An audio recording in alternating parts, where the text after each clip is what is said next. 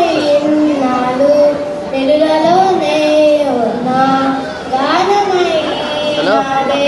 మేలుకొంపించాలి నిద్ర రావాలంటే కథలు వినిపించాలి ఆకలైందంటే నువ్వే తినిపించాలి చదివెతుకు నా బతుకనిపించేలా నువ్వంటే నేను నువ్వంటే నేను అనుకోలేకపోతే ఏమైపోతానో నీ కళ చూపే నన్ను కాస్తూ ఉండగా కలపని పోనా చెప్తా